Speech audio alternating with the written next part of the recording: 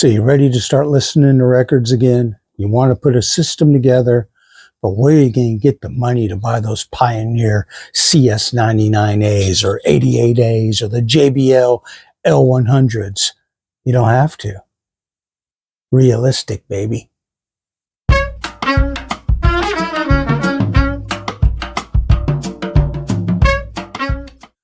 Welcome back to another video.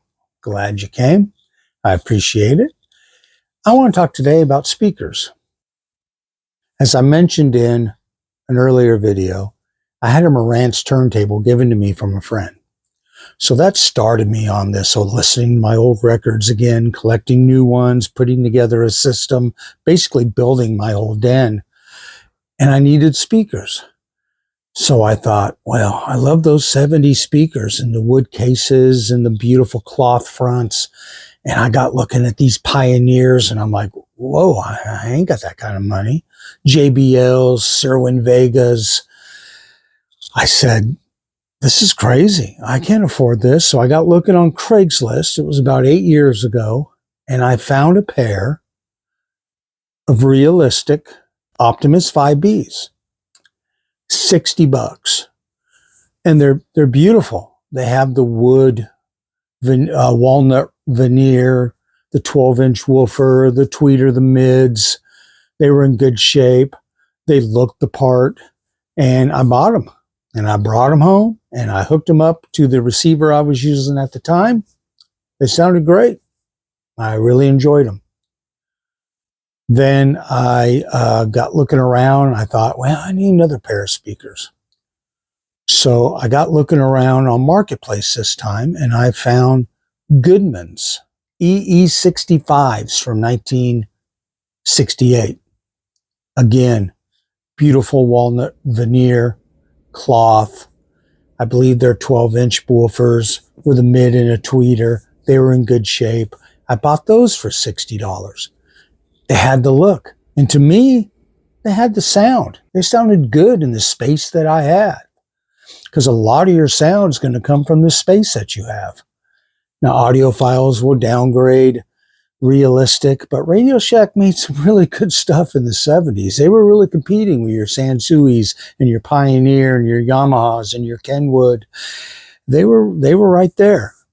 And then I didn't need another set, but I was at a thrift store and sitting on the floor with these beautiful blonde cloth walnut case realistic Optimus ones. And I popped the covers off and I looked at the surroundings of the woofers and I looked at the speakers and they were all in good shape. And I said, well, for $40, I'll buy these. And I brought them home. And luckily my Kenwood has 3 speaker inputs. So I used all of them and they really complemented each other. And I really enjoyed the sound and they sounded good to me. So all in all, I've got $160 invested in 3 pairs of speakers that look the part. They look vintage. They're beautiful. They sound good to me. They sound really good. I have my sons come down here sometimes and listen, and they're like, wow, that sounds good, Dad. Yeah. And they're not JBL. They're not, and nothing against JBL, Pioneer, Sherwin Vega, any of those. If I could get a pair, I would. But you don't have to.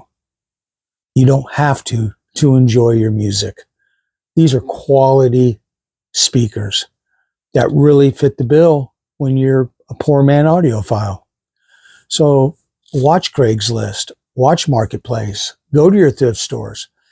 If you see a speaker, even if they're unbadged, if you pick them up and there's some heft to them and they're a beautiful wood case, check the condition of the woofer and the tweeter and the mids. And if they look clean and they're cheap, pull the trigger on them. You might be surprised because there's some quality stuff out there that isn't part of the name brand. And I just want to put that out there. So enjoy what you can buy. Enjoy your music within your limitations. And I appreciate you watching. Please like and subscribe. We'll see you on the next one.